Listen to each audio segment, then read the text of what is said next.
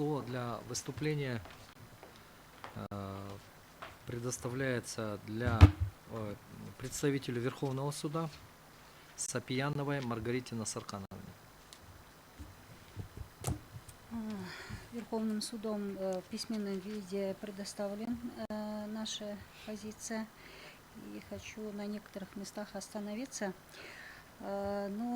Как всем известно, общепринято, что производство по уголовному делу осуществляется по правилам того Уголовно-процессуального кодекса, который действует на момент принятия процессуального решения или производства процессуального действия.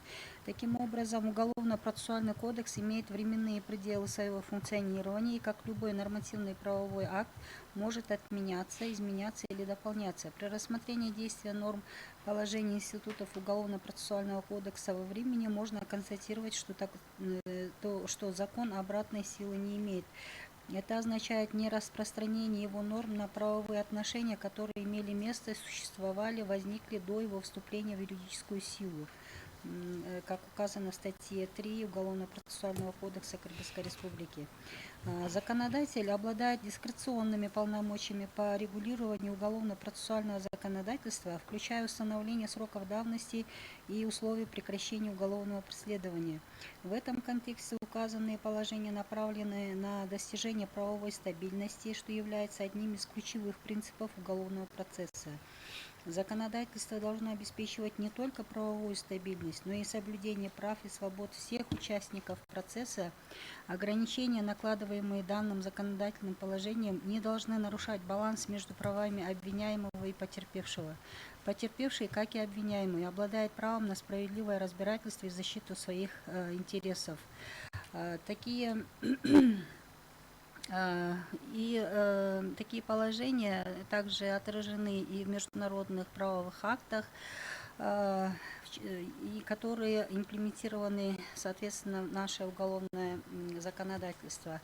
В частности, в соответствии с пунктом 22 части 4 статьи 40 Уголовно-процессуального кодекса, потерпевший как самостоятельная фигура уголовного процесса обладает целым рядом прав, но в том числе получить от подозреваемого, обвиняемого, осужденного возмещение имущественного ущерба или морального вреда, причиненного преступлением, получать за счет государства компенсацию ущерба, причиненного преступлением, и в установленных законом случаях, и так далее.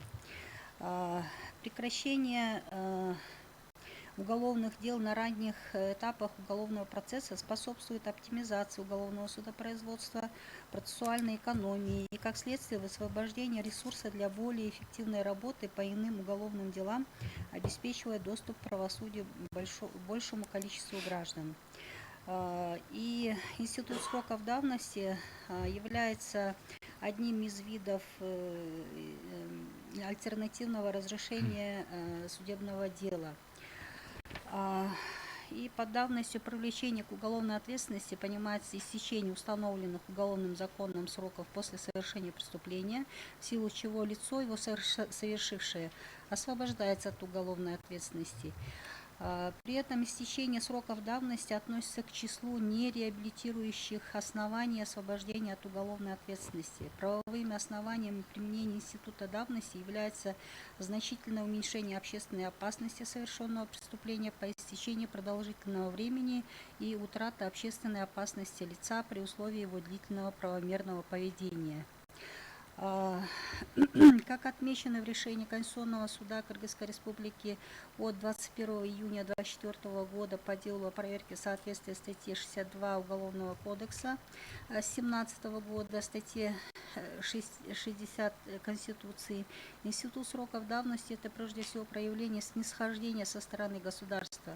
Меняя правила применения института срока давности, государство исходит из конкретного состояния общества на тот или иной период его развития, учитывая состояние правосознания и правопорядка, уровень преступности и актуальные вызовы. Институт сроков давности не может рассматриваться как смягчающие уголовно-правовые последствия противоправного деяния и функционирует лишь в соответствии с действующими правилами уголовного закона на момент применения. Правильное применение данного института позволит адекватно реагировать на изменения в обществе, поддерживать законность и правопорядок.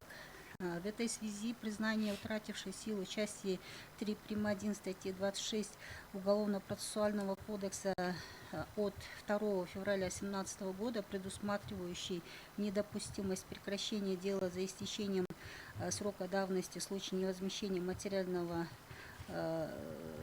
ущерба от преступления или проступка, сама по себе не является нарушением и ограничением конституционных прав потерпевшего. В соответствии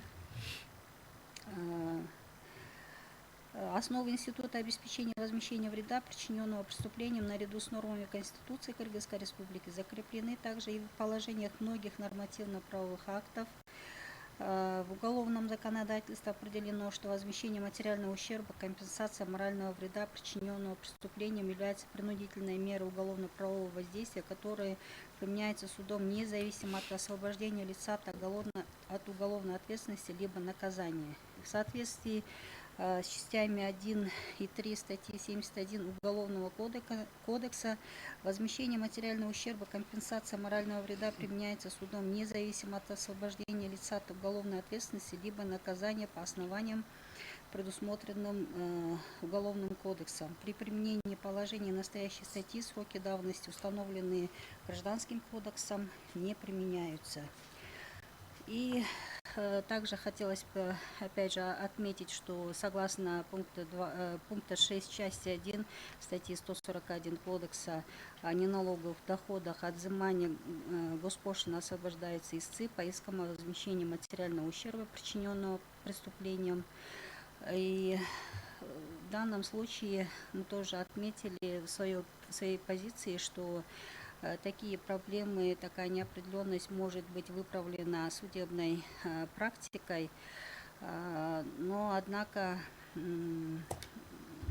конечно, некоторые вопросы тоже возникают единого мнения, поскольку, скажем, поскольку Верховный суд, он может единую практику, конечно, установить, но они должны быть в любом случае основаны на законах.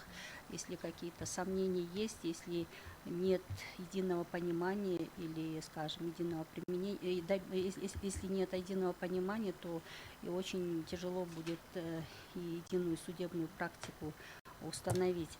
Но, тем не менее, наша позиция такая, что оспариваемая норма, она не противоречит Конституции. То, что на тот момент для этого, значит, были предпосылки такие законодателя, что такую норму надо исключить. Но, тем не менее, она в этом году обратно его вернули, эту норму. У вас все, да?